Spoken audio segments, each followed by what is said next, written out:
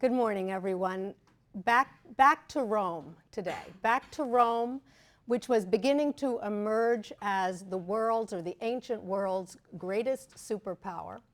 An emergence that we're going to see had a profound impact on Roman architecture. And we'll also see that there were a number of men who affected this superstardom for Rome. And they're men that I'm going to talk about and talk about with you today. These included Julius Caesar, Pompey the Great, Mark Antony, and Octavian Augustus, especially Octavian Augustus, Augustus, first emperor of Rome. And it's the reason that I've decided to call this lecture today, From Brick to Marble, Augustus Assembles Rome. You see on the left-hand side of the screen a portrait of Julius Caesar. It's a green diabase portrait of Caesar. It's now in Berlin. And I believe, actually, that it is a portrait that was commissioned by Cleopatra herself. She commissioned it for a building that she and Caesar were putting up in Alexandria called the Caesareum that honored Caesar. And you can see that he is represented as he was. It's a quite realistic portrait with the lines and wrinkles, with his receding hairline and so on, accentuated in this portrait. On the right-hand side of the screen, we see an image of Pompey the Great, a marble portrait that is now in the Ny-Carlsberg Glyptotek in Copenhagen, and a portrait that shows that Pompey the Great very much wanted to ally himself with Alexander the Great, because if you look at his very full head of hair, you can see that he wears it in the center, pushed up in a kind of pompadour, which is a reference to the same kind of upsweep that was worn by Alexander the Great. I want to give you a little bit of information about Caesar, about his life, about some of his accomplishments, because these are going to have an impact on the architecture, on our discussion of the architecture that he commissioned in Rome. We know that Caesar was elected consul in 59 BC. He then joined with Pompey the Great and with a man by the name of Crassus to form what is known as the First Triumvirate. The result of that first triumvirate was in part that Caesar received a consulship in Gaul, but despite all good intentions, just a few years later, in 54 BC, the triumvirate fell apart. Difficult times were the case in Rome between 53 and 50 BC. There were food shortages and riots in the city, and the Senate was very concerned that these uprisings would lead to a takeover by the populace of the city. Pompey took charge. He took control of the Senate and he restored order. And his reward for so doing is that the Senate was willing to work with him to try to overthrow his rival, that is Julius Caesar. Crassus, the other member of the triumvirate, had since died. But Caesar got the upper hand at the end of the day, and it was Caesar who defeated Pompey the Great at a very famous battle, the Battle of Pharsalus, which took place in 48 BC. After the Battle of Pharsalus and his defeat by Julius Caesar, Pompey fled to Egypt, where he was murdered. And in fact, the Egyptians slit Pompey's head, put it on a plate, and presented it to Caesar. Now, you'd think Caesar would have been happy about that. He wasn't, because although he was thrilled to have defeated Pompey the Great, he did not like seeing the head of a fellow Roman delivered to him on a plate. Caesar, at that point, despite his victory, what was foremost in his mind was his affair with Cleopatra, and he stayed in Egypt with Cleopatra for a period of time. But in 45 BC, by 45 BC, he had returned to Rome. He was acclaimed dictator in that year, in 45. And after that, he pursued fiscal reforms for Rome, and also he commissioned a number of very important public works, and that's where Roman architecture obviously comes into play.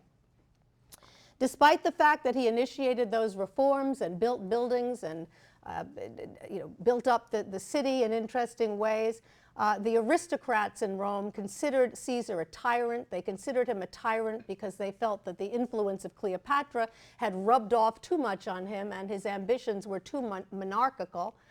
And the aristocrats encouraged his murder, and he was assassinated, as all of you know, by Cassius and Brutus in the year 44 BC on the Ides of March, and he was divinized by the Senate. He was made a god by the Senate in the year 42 BC. In his biography of Julius Caesar, the writer Suetonius, who was a secretary and a biographer to the Emperor Hadrian in the 2nd century AD, Suetonius wrote a biography of the 12 Caesars, a very famous biography that many of you may know served as the basis for Robert Graves' very well-known I, Claudius, which also accentuates, again, the biographies of those first 12 Caesars. And although Caesar himself was dictator, not emperor, he is the first of the Caesars who is covered by Suetonius. And in Suetonius' biography of Julius Caesar, he tells us about some of these major architectural commissions that Caesar embarked on in Rome.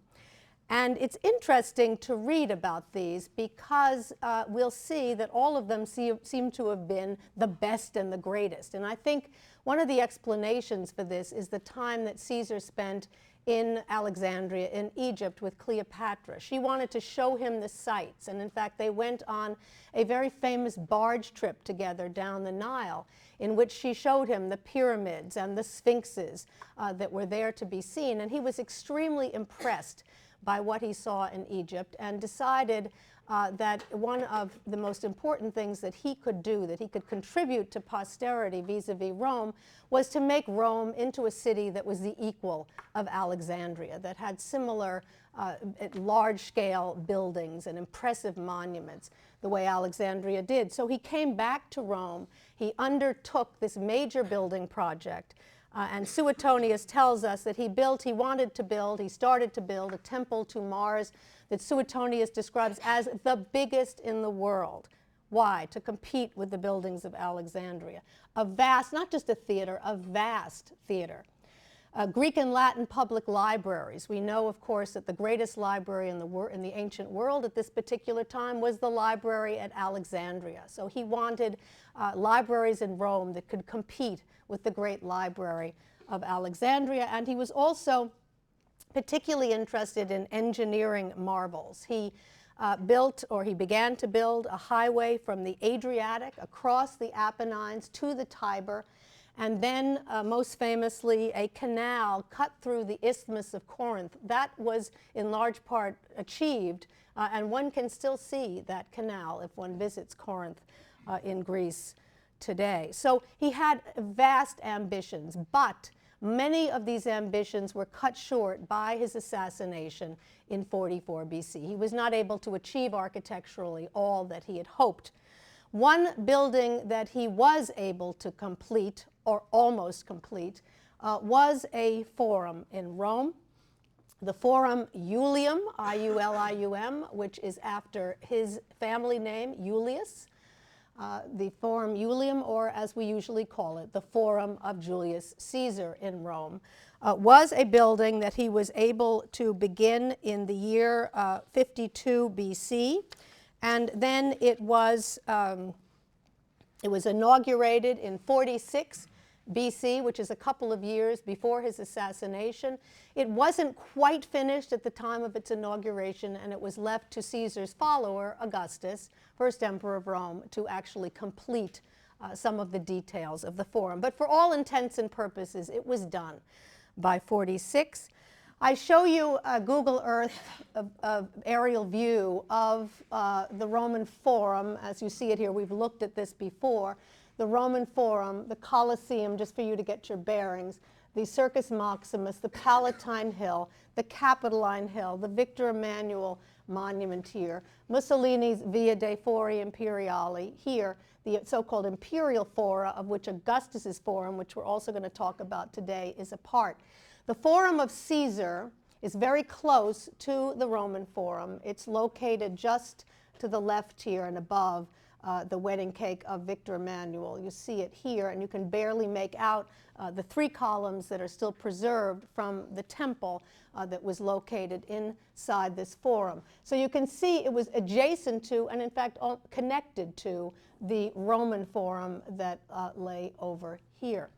So a forum, and in that forum a temple to Venus, Venus Genetrix, Genetrix, Venus Genetrix, who was the divine ancestress of the Julian family. The Julian family traced its ancestry back to Venus via Aeneas, through Aeneas. So this was the very special patron goddess of not only Caesar himself, but of the Julian family. This is a plan of the Forum of Julius Caesar as it would have looked when the building was inaugurated in 46 BC. And I think you can see here that it has 2 major prototypes, that models that were being looked back at when this was designed beginning in 52. You can see that it is based heavily on earlier Roman Forum, Samnite/Roman Forum design, as we saw it in the city of Pompeii. Think of the Forum of Pompeii.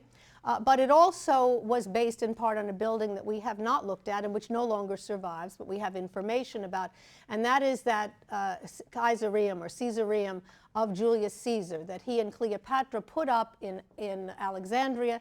And we know enough about that building to know it too was an open rectangular space with colonnades around it and a temple as part of it. So this whole idea of temple in a rectangular complex, we see it in Alexandria contemporaneously. We see it earlier in Pompeii at the Forum of Pompeii.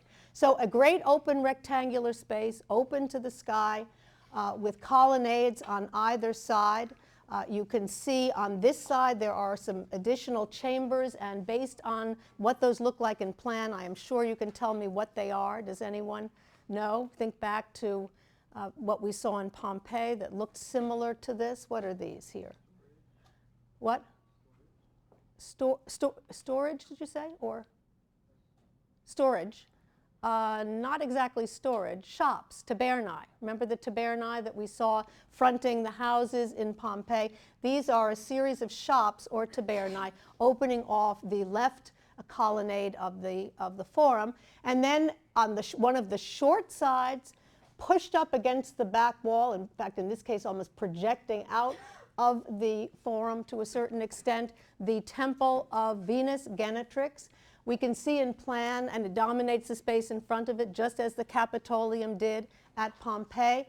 We can see the general plan conforms to early Roman temple architecture as we've described it, with its use of the Etruscan plan and the Greek elevation. We can see that it has well, I'll show you this in a moment, but take my word, it has a high podium, it has a deep porch, it has freestanding columns in that porch.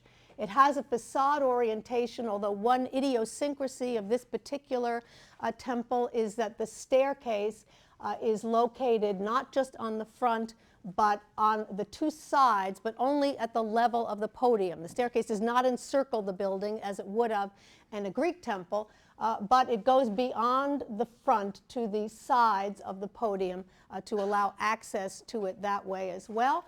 A single entrance, because this is a temple of Venus and not the Capitoline Triad, and then columns, freestanding columns on either side, but a flat back wall, very much in the Etruscan manner. So a temple that is very much in keeping with the other kind of temple architecture that we have seen thus far. What's significant, though, again, is that the choice of goddess to honor here, the fact that it is Venus Genetrix, a personal goddess from the point of view of Julius Caesar, someone who was associated closely with his family, with the genesis of his family, and not with the Roman state as a whole. And that's a very important distinction, the difference between putting up a temple to the Capitoline Triad, a very state-oriented thing to do, to putting up a temple to your own personal goddess. It signals a certain change vis-a-vis the way these individuals thought about themselves, and may again have had something to do with the way Caesar was perceived in Rome and to his eventual demise. In fact, I should also add that Caesar, because of his relationship with Cleopatra, ended up putting up a statue of Cleopatra as the Egyptian goddess Isis in this temple as well, standing right next to Venus Genetrix, which was a pretty arrogant and probably a pretty stupid thing to do in Republican Rome, where Cleopatra was considered a very interesting public figure, because she did come with him to visit Rome at one point, but was also maligned by many among the aristocracy as an enemy of Rome. I'm showing you here a view of the Forum of Caesar as it looks today, and you can see the columns on the left-hand side from the colonnade. Some of those still stand. You can see the staircase, or the foundations of the staircase, and the podium, tall podium again, of the Temple of Venus Genetrix. But you can see that only a very small number, 3 in fact, of the columns are preserved. So it is in actually quite ruinous state. And what you're looking at here is actually not even, for the most part, the Julian building, because we know that this building was seriously damaged in a fire later, and that it was restored by the Emperor Domitian in the late 1st century AD, and then by the Emperor Trajan into the early 2nd century AD. And so what stands today is primarily a later structure, but we do believe it was based very closely on the original Julian building, and in that regard is a very good reflection of what it would have looked like. This coin over here shows the temple as it was in the time of Julius Caesar. We see the altar in the front, the altar because the sacrifice always takes place in front of a Roman temple. The temple itself with its columns that are parted on this coin only to show the statue of Venus Genetrix inside, the cult statue. The colonnades on either side, and then if you look closely at the pediment, you can see that there's sculpture in there, and we have literary descriptions of what that sculpture depicted, and we know it was a scene of Venus rising from the sea. So Venus Genetrix rising from the sea, the closest thing probably to it is something like, for those of you who know it, the Botticelli's Primavera in Florence is probably the sort of the idea here for emerging from the waters, and in her depiction in this particular pediment above. And we know that there were also scenes of Cupids carrying the arms and armor, probably of Mars. This is me with a former graduate student of mine pointing out he wrote a dissertation on the Forum of Caesar, which was afterwards published as a book.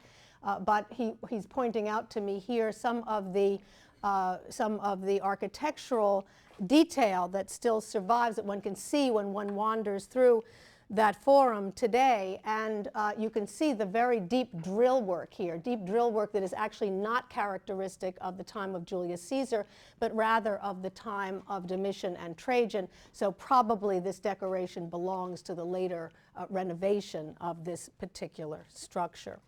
This gives you perhaps the best idea of what the temple would have looked like in the forum. A restored view of the Temple of Venus Genetrix in the Forum of Julius Caesar, with its inscription telling us that Caesar, dictator of Rome, put it up, fake it, as you can see here. You can see the tall podium. You can see the facade orientation, although again there was a staircase on the 3 sides of that podium. You can see the birth of Venus in the pediment above. You can see the columns over here of the side, of the colonnade of the left side of the forum, which would have had statues on bases, the shops behind. And most importantly, what this restored view shows you is the relationship between the Temple of Venus Genetrix in Caesar's Forum and the Capitolium on the top of the Capitoline Hill. Because when you take away the Victor Emmanuel monument, which is there now, and which we saw in the earlier image, you can see that the building that was up on top of the hill at this particular time was, of course, the Capitolium, the Temple of Jupiter OMC. And I mentioned to you at the time we talked about the Temple of Jupiter OMC, although the Campidoglio, as redesigned by Michelangelo, with the senatorial palace in the back, which is where the Temple of Jupiter OMC was, faces modern Rome. the ancient temple faced ancient Rome, faced the Roman Forum. And so you see it facing the Roman Forum in this restored view. So I don't think it was coincidental. The Romans were very careful, as we've learned, about how they cited their buildings, and they like to make references from one building to another.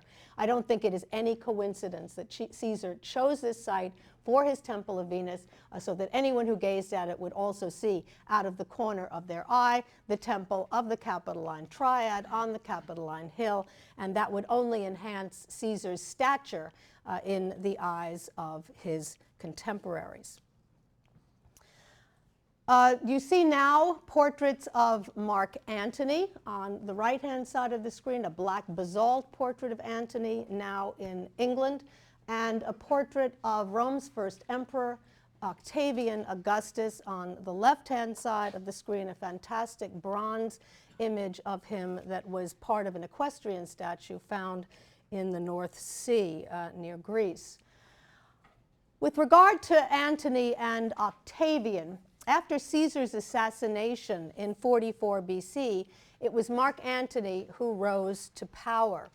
Octavian was only 19 at the time, so your age, and he was the grandnephew of Caesar. So he had a familial relationship, although a fairly distant one, to Caesar, the grandnephew of Caesar.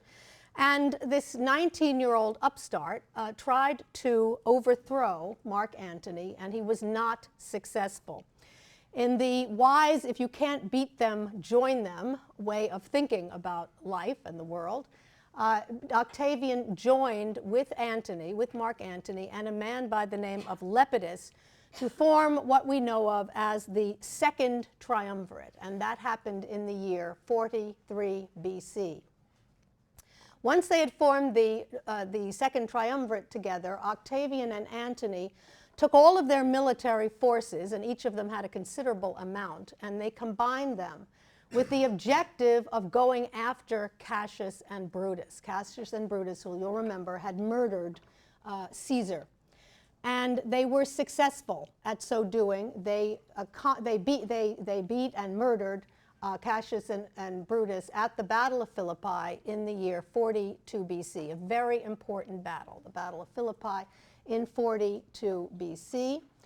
Mark Antony, who not only rose to power after Caesar's assassination, but rose in the life and times of Cleopatra. They had entered into, well, there's some rumors that this happened or began much earlier in time, but at any rate, Mark Antony takes up with Cleopatra, and he joins her in Egypt, and he spends a good deal of his time in the eastern part of the empire with his paramour.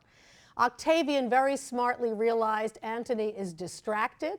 This is a perfect time for me to try once again to gain the supreme power that I want. I don't want to be part of a threesome. I want to rule Rome completely myself. And he defeats Antony and Cleopatra at one of the most famous battles of all time, the Battle of Actium, a naval battle which took place off the northwestern coast of Greece in 31 BC. After that very famous battle, Antony and Cleopatra commit suicide, and Octavian becomes the sole emperor of this newly emerging superpower. And he is appointed as Augustus, which meant that he had a special kind of majesty in the year 27 BC. We have additional information about Augustus from Suetonius's biography of him. He wrote one of him, obviously, as well, and from Augustus's own account of his life and of his accomplishments. I mentioned that Octavian, and that's called the Res Gestae Divi Augusti.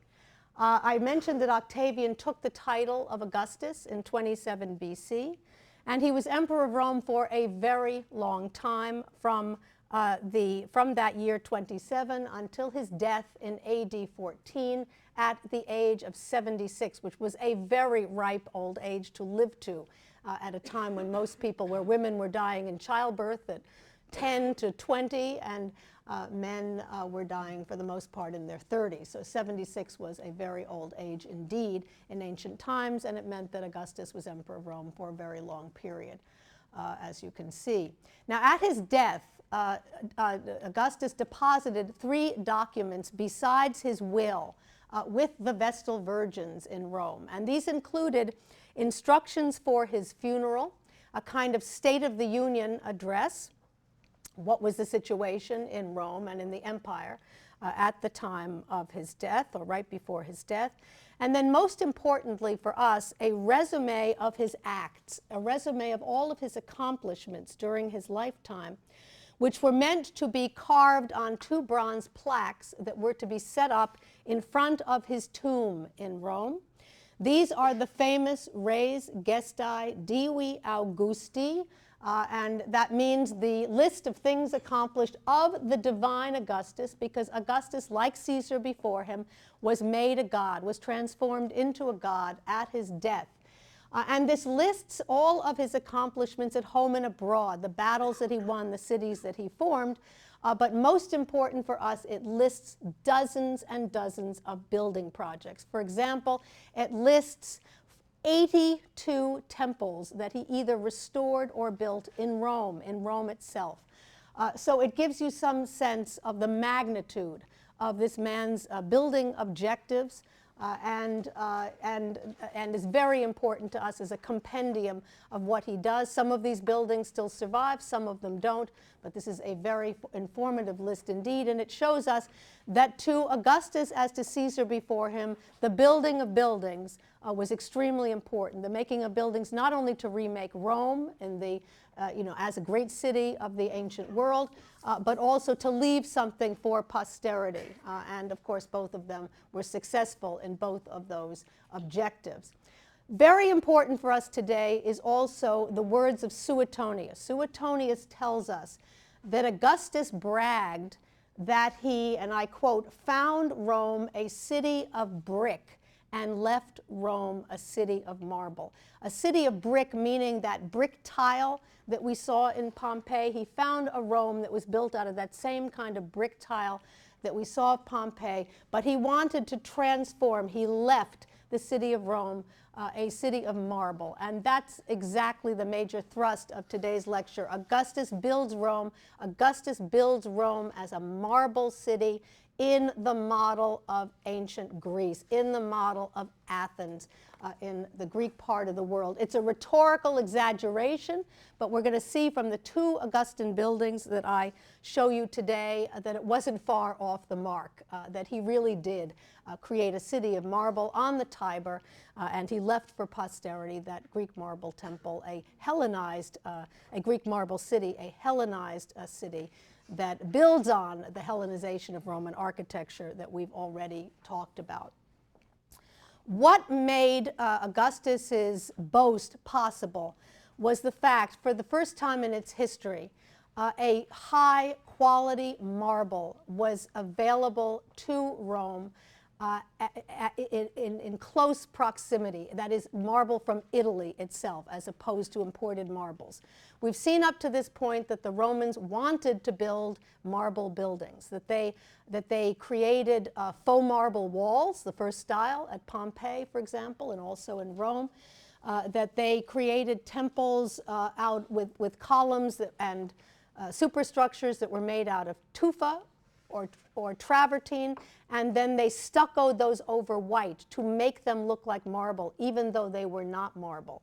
But that they just didn't have access to marble readily enough to transform, to actually make these buildings out of marble itself. There was some flirtation with it. They did import a certain amount of Greek marble to use for some buildings, but it wasn't available at a low enough cost to allow the kind of full-scale marble building that they wanted to do. What happens in the end of the reign of Caesar and into, or the dictatorship of Caesar, and into the emperorship of Augustus, is that all of a sudden a high quality, relatively inexpensive marble becomes available. Because what happens is the Romans begin to exploit, in the late Caesarian period and into the age of Augustus, the marble quarries at Luna on the northwest coast of Italy. This is the same town as modern Carrara, the same quarries that were used centuries later by none other than Michelangelo himself. Carrara marble, you all know Carrara marble, called Luna, the site called Luna in ancient Roman times, so Luna or Carrara marble. I show you a view here of the marble quarries, or one of the marble quarries at Luna/Carrara, what it looks like today. This is a reenactment of bringing the marble blocks down from the mountain for use in construction. They basically do it the same way today as they probably did it in ancient Roman times. And it was fairly easy to get this, since it was on the coast. It was fairly easy to load this marble into boats, bring it down to Ostia, and then up the Tiber to Rome. And that began to be done with great success, especially in the age of Augustus. Going to Carrara today is a pleasure. It's an interesting place to visit, especially if you go there at the time of the marble exhibition that they have and the competition that they have, where people make whatever out of Carrara marble and compete for prizes. And I show you a view taken during one of these contests here now on the screen. And there are some amazing, amazing works of art, we might call them, that come out of these competitions. Here's one of my favorites. You see over here the Luna marble version of an Italian Cinquecento. These Cinquecentos, which were minuscule, not many of them exist today, although you do see some antique versions here and there. But I had one of these once, and you can see a picture of me, in fact, here in front of American Express, not far from the Spanish Steps, the Piazza di Spagna, with my Cinquecento. It's a long time ago.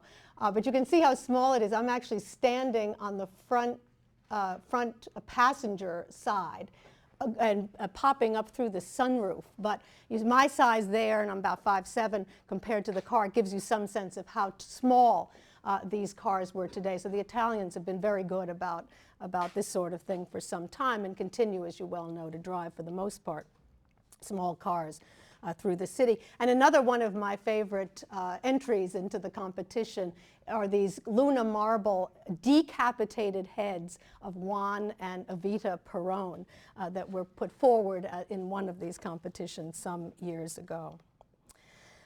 With regard to transforming Rome into a marble city, now that Carrara marble was available at a fairly low cost compared to the importation of Greek marbles, Augustus begins to build his marble city. And I'm going to show you two major commissions of Augustus today.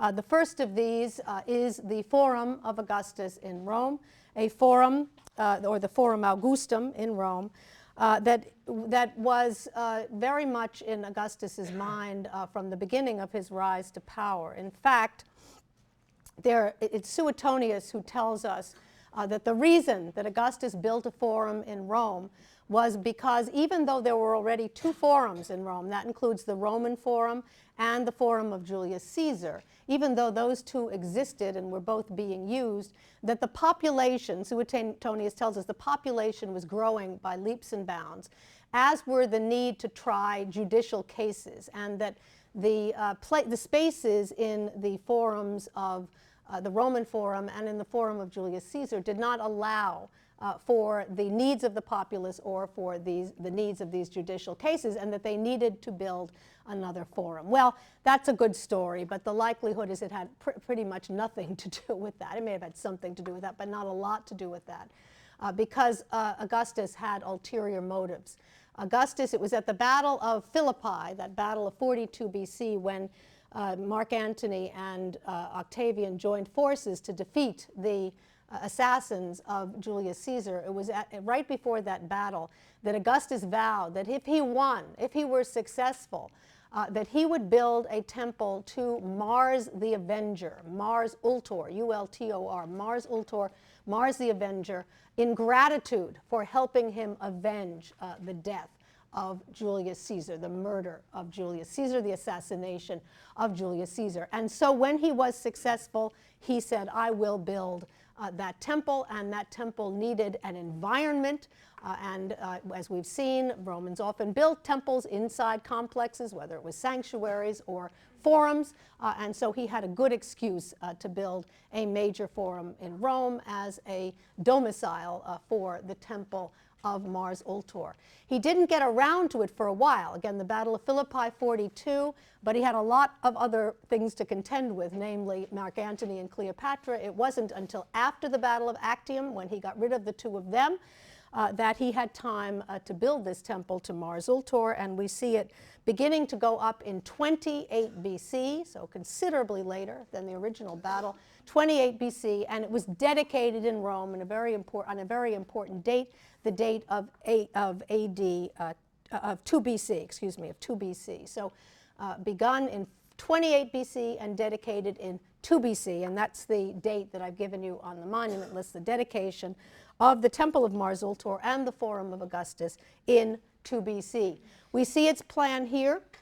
We will see momentarily that it was built in very close approximation, in fact, right next to the Forum of Julius Caesar. Why? Because, of course, Augustus wanted to associate himself with his divine adoptive father, Caesar, so he puts his own forum right next to Caesar's. We see the Forum of Augustus here. We can see that it follows in the main the plan of the Forum of Julius Caesar. It is a rectangular space open to the sky with colonnades on either side, with a temple in the center pushed up against the back wall and dominating the space in front of it. The only change here is the addition of these hemicycles, one on either side, looking very much like the hemicycles that we looked at from the sanctuary of Fortuna Primigenia at Palestrina, these embracing arms that serve to accentuate architecturally and visually the temple in the center, and that also served as a place. There are niches on either side where they could put statuary and the like seen through the columns, as you can see here. The Temple of Mars Ultor itself, again, very similar to temples, early Roman temples that we've been talking about, using the Etruscan plan. Facade orientation, single staircase, deep porch, freestanding columns in that porch, freestanding columns on either side, but yet, like an Etruscan temple, a flat back wall, as you can see here, some columns inside decorating the cella of the temple, and then a single niche for the cult statue inside. And note here also the base. I'll say something about the statue that stood on that base later. Here's a Google Earth view of this part of Rome showing the connection between, this is, you can see here, the Forum of Julius Caesar as it looks today. This is the entrance. We're moving back toward the Capitoline Hill. These are those three columns that I showed you before, are still preserved, as well as the columns of the colonnade on the left side that entered into the shops. Here's the modern Via dei Fori Imperiali, built by Mussolini. What Mussolini did was slice the Roman Forum and Julian Forum from the so-called imperial fora to which they were originally attached. And any of you who've been in Rome recently know that this entire area is being excavated.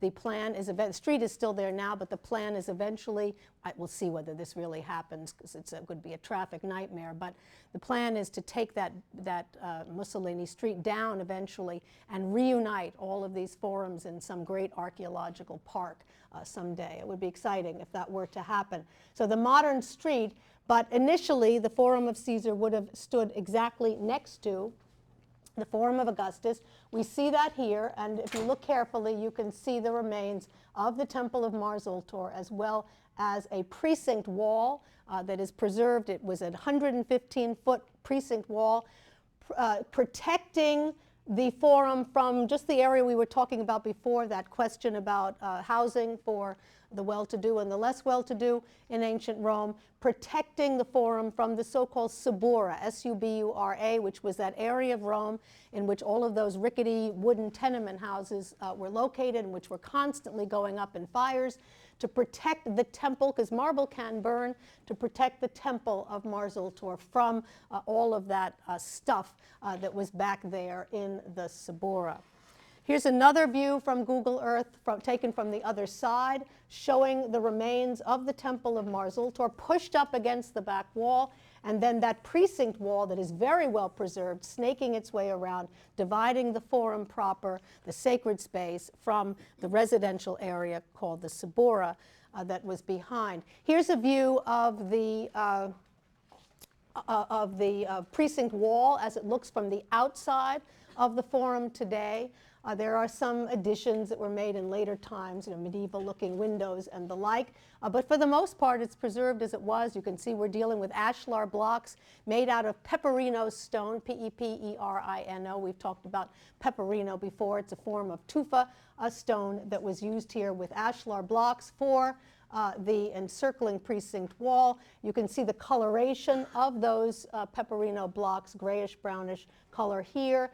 And you can see the difference between that and the temple, the remains of the temple, the columns, the steps of the temple, as well as some other decoration and also some of the walls were made out of Luna or Carrara marble, for this temple. This is a view of the temple of Mars Ultor as it looks today. It's in ruinous state, but enough is preserved for us to get a very good sense of what it originally looked like. You can see that the podium is tall. You can see that it's made out of tufa.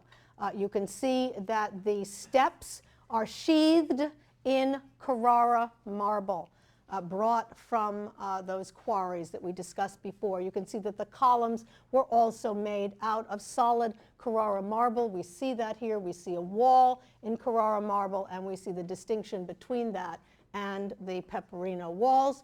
You can also see in this very good view one of the hemicycles on the left-hand side, and you can see those niches that I mentioned before that would have held statuary that you could see through the columns. This is a restored view in the Ward Perkins textbook, which shows you what the temple would have looked like in antiquity when it was in its final form, and you can see everything we've described, the tall podium, single staircase, facade orientation. You can see also that there was sculpture in the pediment, and we know something about that. You can see the columns on either side, and you can see in the second story, you can barely make them out, but take my word, those are, instead of columns, they are figures of women that we're going to say something about. And you can see those again on both sides. So this gives you a sense of what the temple would have looked like in its heyday. The favored capital, column type and capital of the Romans, the Corinthian, is what is used here. You can see a preserved capital and how beautifully rendered they were, very high quality capitals done out of Luna or Carrara marble. We can see the characteristic triple row of acanthus leaves, the spiral volutes growing out of those, the central flower that we see always in the Corinthian order for the columns that were used for the temple and for most of the side columns on the first story as well. But in some cases, those columns were replaced with others that have, instead of the spiral volutes growing out of the acanthus leaves, pegasi, winged horses. And I show you a detail of one of those pegasi here. A capital with an animal that replacing the spirals is called a zoomorphic capital, Z-O-O, zoomorphic, Z-O-O-M-O-R-P-H-I-C, zoomorphic capital. And it's interesting to note that we see similar zoomorphic capitals in Greece a bit earlier than this structure at a gateway that I'm going to show you at a place called Eleusis. We'll return to this when we discuss Roman Greece later in this semester. And these have, instead of pegasi, these have bull protomes, the tops of bulls emanating out of the acanthus leaves. But I show it to you to make one point, and that is that it seems very likely that there was some interesting architectural exchange, ideas, architects, and so on, going on between Athens and Rome in the late Republican period, in the time of Julius Caesar, and into the age of Augustus. And it's an issue that we'll return to in the future. We're going to see that Augustus not only builds his marble city in order to make it look like, more like Greece, more like Athens, and to connect his new golden age with the golden age of Periclean Athens, but we see very specific Greek models being used. For example, one of these is a frieze from the Forum of Augustus. The other is a frieze from one of the three temples on the Acropolis in Athens of the 5th century BC, the so-called Erechtheion, or Erechtheum in the Latinized version. And one of these is from one, and one of these is from the other. And I just wondered quickly if any of you want to guess which is the Roman one and which is the Greek one that it copies. You can see this alternation of the lotus and palmette leaves here. Any quick thoughts? How many of you think this is the Greek one? How many of you think this is the Greek one? This is the Roman one. This is the Roman one at the top. This is the Greek one down here. The Greek one down here, more deeply undercut, which is, I think, what throws people. The Roman one from the Forum of Augustus up above. But the important point for us, again, that they are looking back at Greek buildings of the 5th century, and they are copying what they see.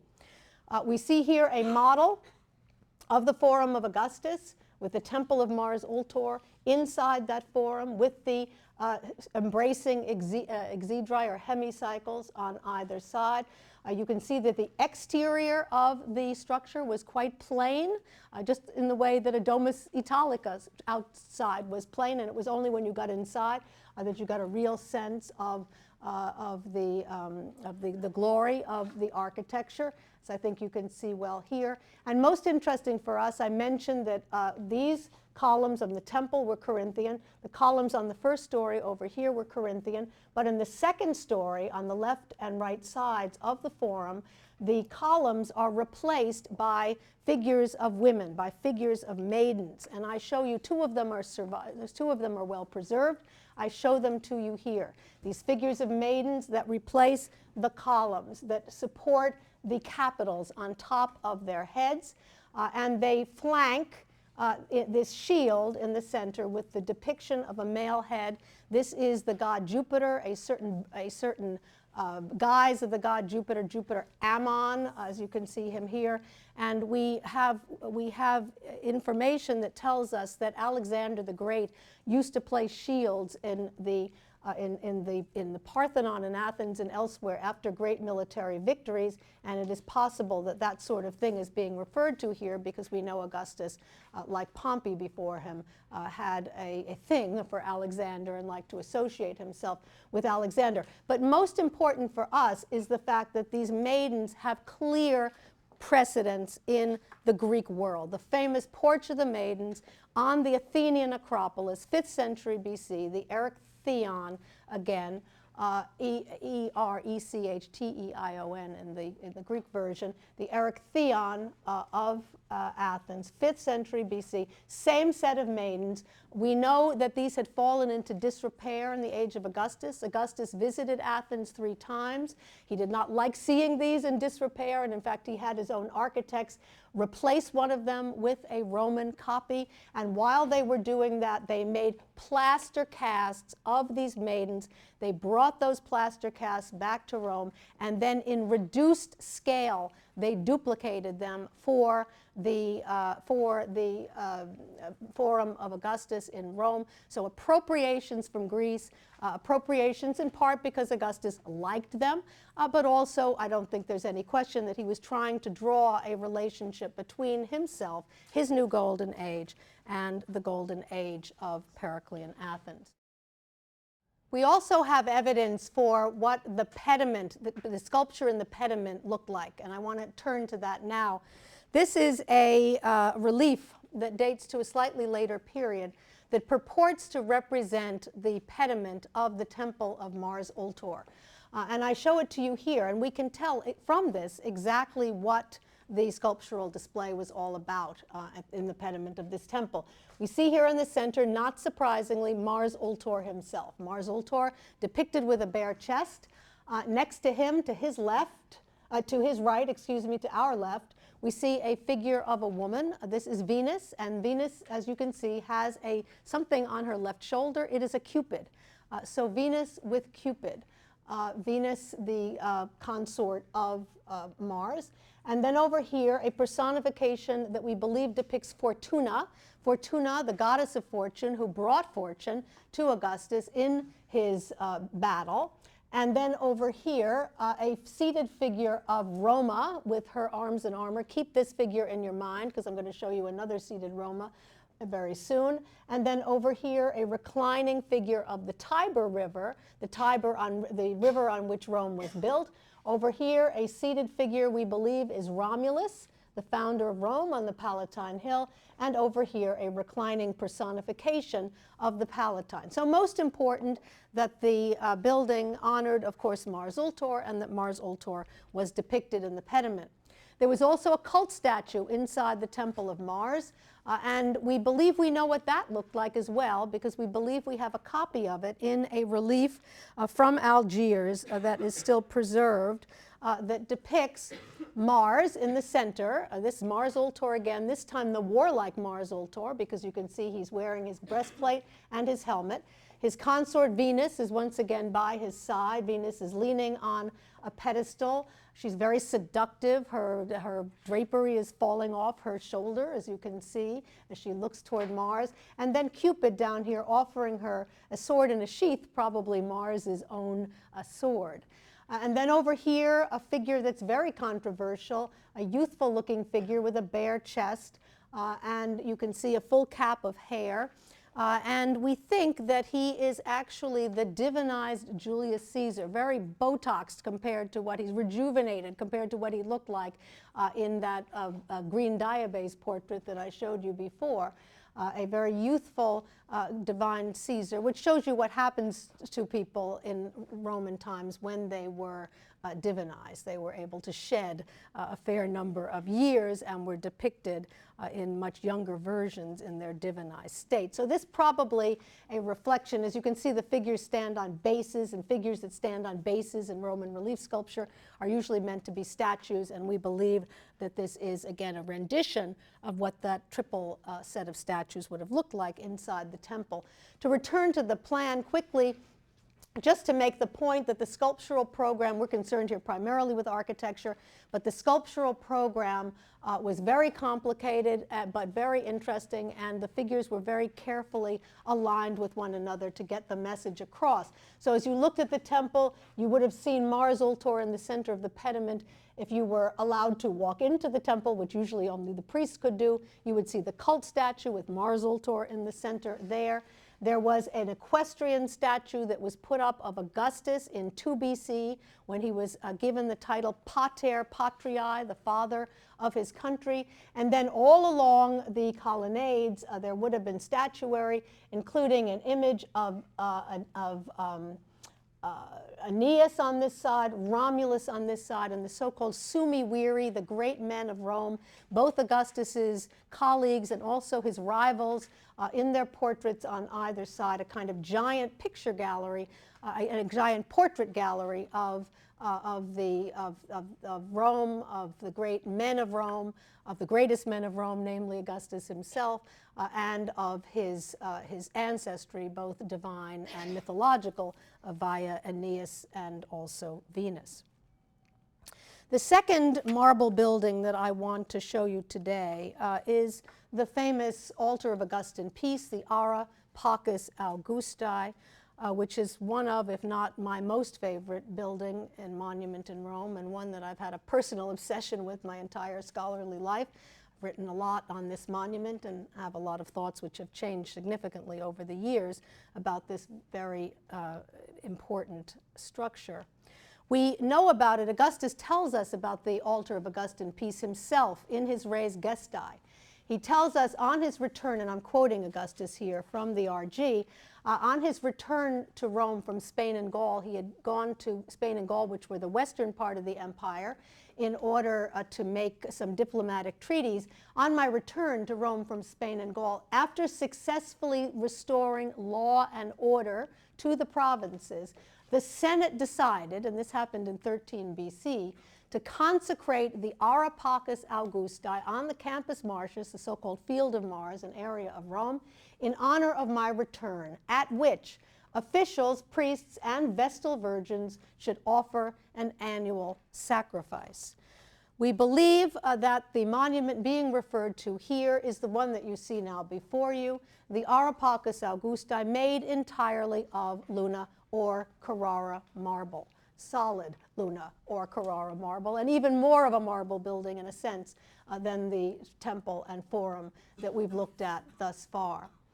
It is a marble building that we believe that we know its dates quite specifically. We know that it was consecrated on the 4th of July, an easy date to remember for all of us. The 4th of July in 13 BC was when it was consecrated, and it was completed and dedicated on the 30th of January in 9 BC. The 30th of January just happened to be the birthday of Augustus's wife, Livia. No coincidence there. She was obviously lobbying for that. So on her birthday, 30th of January in 9 BC, this structure is dedicated. We know that there's a lot of controversy as to exactly what event is referred to on this monument, because we'll see that there is a procession that refers to some historical event. We will also see that the monument is covered with all kinds of sculptural decoration, including flowering acanthus plants, including mythological and legendary scenes, including historical scenes, and trying to decipher the web of all these and their relationship to one another is fairly complex. What's important to us as we look at this is, and I want to show you here from Ward Perkins, a plan and an axonometric view, which will give us a very good sense of what this altar was all about.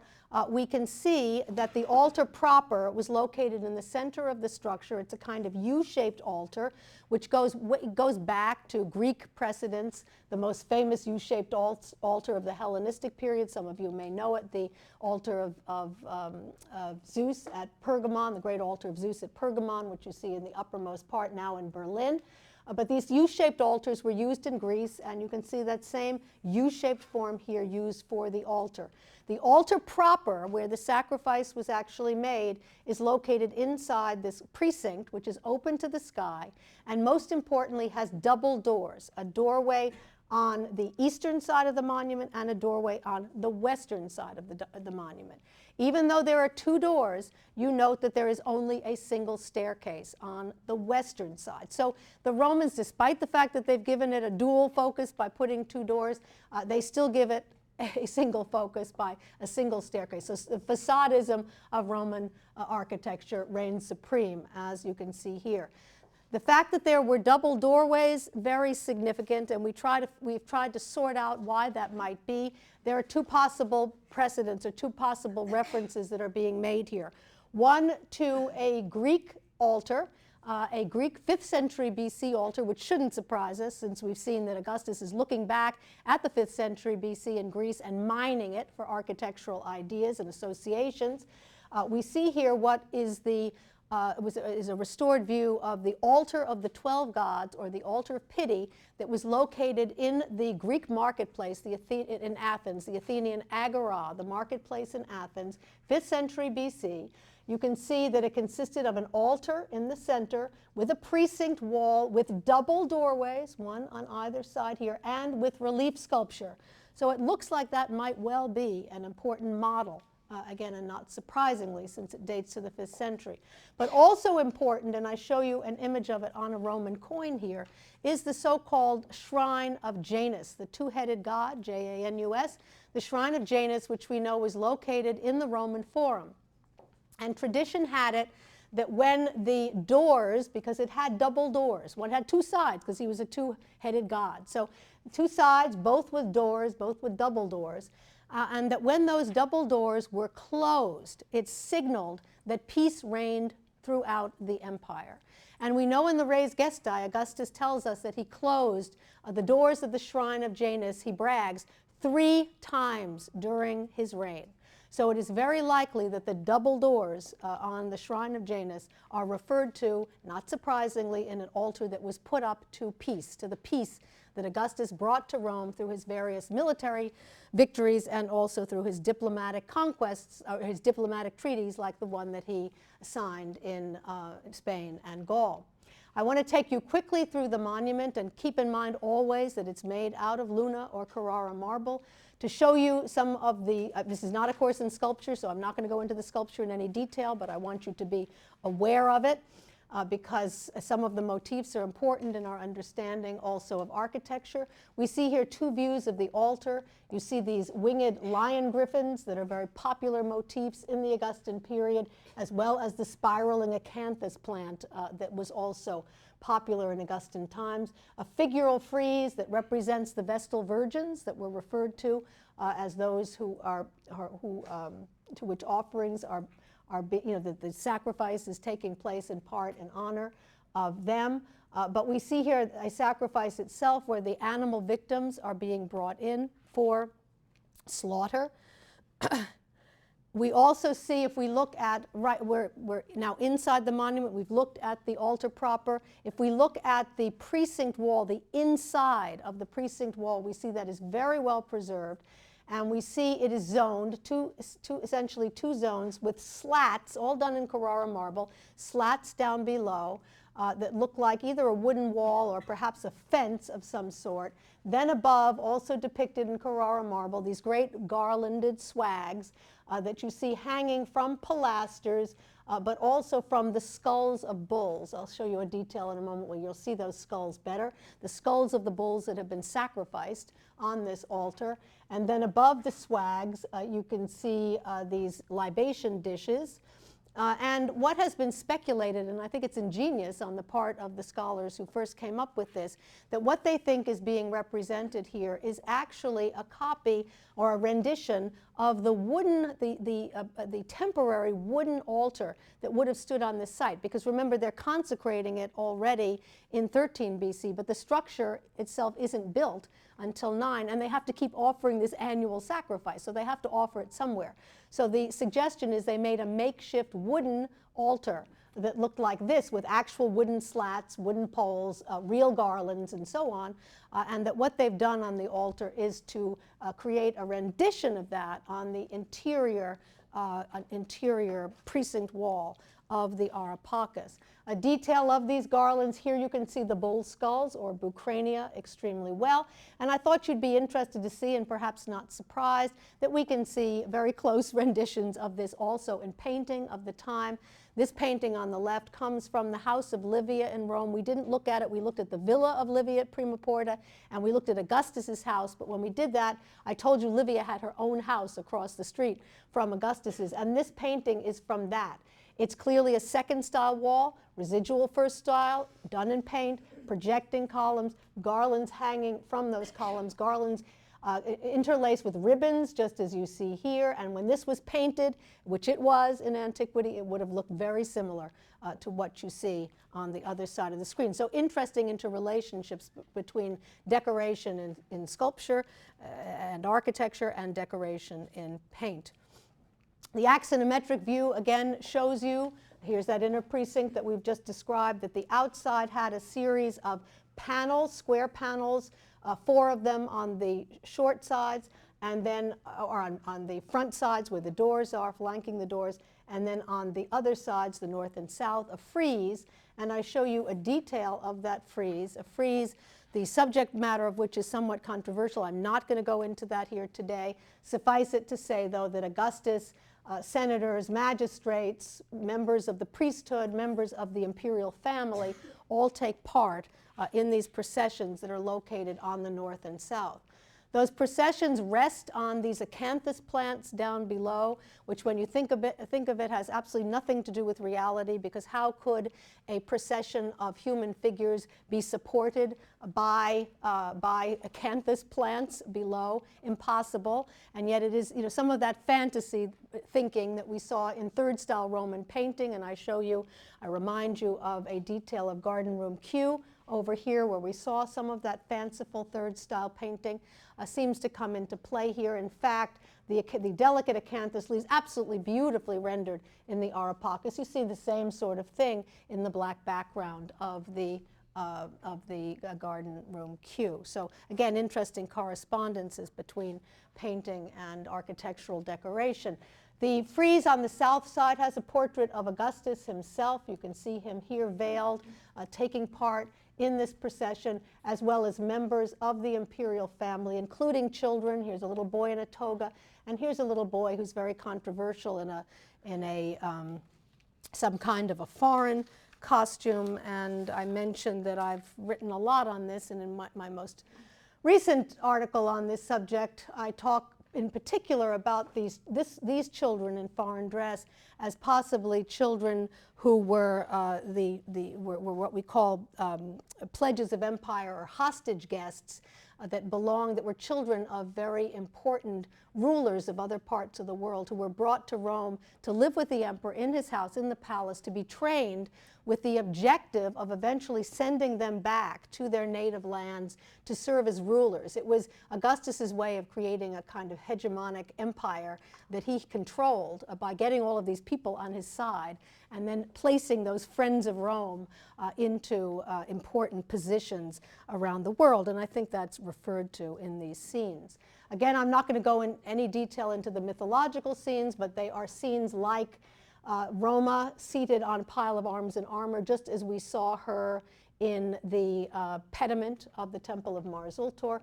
And here a scene that seems to have shown Mars overseeing Romulus and Remus being suckled by the she-wolf. So references to Rome's historic and also legendary and mythological past clearly in this monument.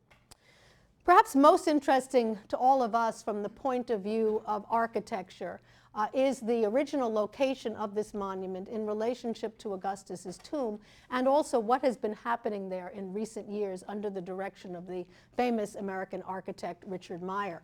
I show you a view from Google Earth, an aerial view, showing the mausoleum of Augustus, this large round tomb that we will look at on Thursday, showing a piazza around it, and showing from the air the Richard Meier Museum that has been built to enclose the Ara Pacis. This was not right near the Tiber River. This was not the original location of the Ara Pacis, which was up over here. It ended up beneath a palace in the Renaissance period, and at that time some pieces of it were taken apart and made their way to museums in Rome, but also to museums as far away as Paris. And it is actually to Mussolini that we can be grateful for bringing all of those pieces back together and reconstructing the Ara Pacis. Couldn't reconstruct it because that palace is still there now, but reconstructing it right on the Tiber River next to the mausoleum of Augustus, and then having this whole piazza redesigned as the piazza honoring Augustus, the Piazza Augusto Imperatore, honoring Augustus, but also honoring Mussolini, because there's a major inscription to Mussolini, as well as buildings very much in the so-called fascist style. We see the Meier building again here, and I show you the travertine, because Meier was careful to use at least some travertine in this structure. The travertine base, although this was not his, this actually belongs to an original precinct that was located before, that was done by Mussolini's architect, with the entire text of the Res Gestae. Fortunately, Meier kept that and kept that wall as part of his own building. Here you see one of the fascist structures in the area built by Mussolini, and then the famous Alfredo Ristorante. I'm not actually recommending it, but it's well known. There are better restaurants to eat in Rome, but because it has a certain historical cachet, at any rate, I just mentioned to you that it's there. This is the interesting inscription that makes reference to Mussolini, and note the flying victory figure, which we'll see decorates often Roman arches, carrying this bundle of twigs and rods that the Romans, the Roman bodyguards of the emperor used to carry, the so-called fasces. If you ever wondered where the word fascism comes from, it comes from the Roman fasces. Mussolini's name, you can see part of it here, M-U-S-S-O-L, part of it scratched out after his death and discredit in the 30s. And then ultimately, what's been interesting to me as I've watched this inscription and photographed it year after year whenever I'm there, I've noticed recently that he's having something of a revival, because they are, and he is. Mussolini is having something of a revival in Italy, and there's a good deal of interest in him, and they have filled his name. Part of when they redid the museum, they also refilled in his name, as you can see here. I just wanted to make a point about the siting of the Ara Pacis and its relationship to the Mausoleum of Augustus. Remember, it's no longer, its original location, now it's over here, right next to the mausoleum in the Tiber. That was not its original location. It was located over here along the ancient Via Flaminia, the street that Augustus took when he returned from Spain and Gaul. It was put up right here, and it had in front of it an obelisk that was brought from Egypt, and that obelisk was part of a sundial that was orchestrated carefully enough so that the shadow from the sundial would fall exactly on the center of the Ara Pacis on Augustus's birthday. That's how carefully orchestrated it was. And the fact that there's an Egyptian obelisk, and there's mention in the inscription on that obelisk of the victory over Cleopatra and Antony at the Battle of Actium, and that the Ara Pacis commemorates his diplomatic treaties in the western part of the empire, in France and Spain, seems to me to be a reference to the fact that Augustus was victorious in all parts of the Roman Empire, the western as well as the eastern part of the empire referenced here, and then close proximity to the Mausoleum of Augustus, because we've already talked about the fact that in the minds of the Romans, victory in battle and victory over death were essentially synonymous, both of them referred to here. I'm not implying that this was planned as a complex. The mausoleum, as we'll see on Thursday, dates to 28 to 23. It was built much earlier than the altar of 13 to 9. But I think when they decided to add the Ara Pacis to this complex, there was a great deal of thought that was given to citing it in relationship to the tomb and to thinking about the whole as a complex, at least at that particular juncture.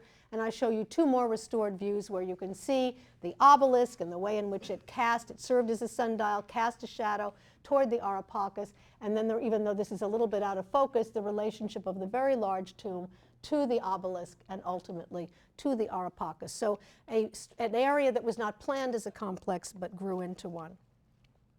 An image of Mussolini, a wonderful photograph of Mussolini visiting the Ara Pacis after it was restored and dedicated and placed in a complex designed by his architect, and then an image down here of Richard Meier celebrating the cleaning and placement of the Ara Pacis inside the new museum designed by him. And in just a few minutes, I'd like to run through a series of slides, because I think a particularly interesting issue for all of us, and one that I hope that we will debate in the online forum, is the fact that the building by Richard Meier, this museum, which has been praised and maligned both, this museum is the first modern building that has been put up in the central core of Rome since the time of Mussolini, since Mussolini redesigned the Piazza Augusto Imperatore and added some other buildings to the landscape of Rome. There are buildings by major architects, including Meier himself. Meier built a Jubilee church a number of years ago, and Renzo Piano and other architects have been working in Rome, but their buildings are located on the outskirts, in the sort of suburbs of the city, and not in the city itself. This is the only new building that has been added to the city. And you can see from this particular view why some people think of it as a kind of white elephant that really doesn't fit the tenor of the city. And in fact, when it first opened in 2006, and I was there not long after and taking some photographs of some pictures of the building that were outside that graffiti had been added to. And there, they call it the Meier Criminale. And over here, this is my favorite. It says, "Meglio gli architetti di secoli fa," meaning those architects of the past were a lot better than Meier, is the message here. So there are many people who do not like this building, and I think a case can be made with regard to the outside. Meier, there is a nod, to ancient Rome with the travertine wall that is outside and continues inside. But it's typical Meier white glass, and a lot of people, I mean, I don't mind that sort of thing, but a lot of people feel that it doesn't really suit the environment with the two Baroque churches right across the way, and so on and so forth. So I think a case can be made for the exterior, but when you enter into the museum and pay your fee and then go into the door and into the Ara Pacis itself, I have to say, and past the marble, the plaster casts of Augustus and his family that you can see lined up against the travertine wall, when you confront the building itself in its new interior, I have to say I'm very impressed and very moved by this interior. You've got the sort of egg crate ceiling and these wonderful louvered windows that allow you to see not only Mussolini's fascist buildings next door, but also the mausoleum of Augustus. That it really, and the light is superb, and it really does give you a chance to see this altar in a way that it hasn't been seen before, and especially at night. I enjoy seeing it at night because as you go by it, they have it lighted up.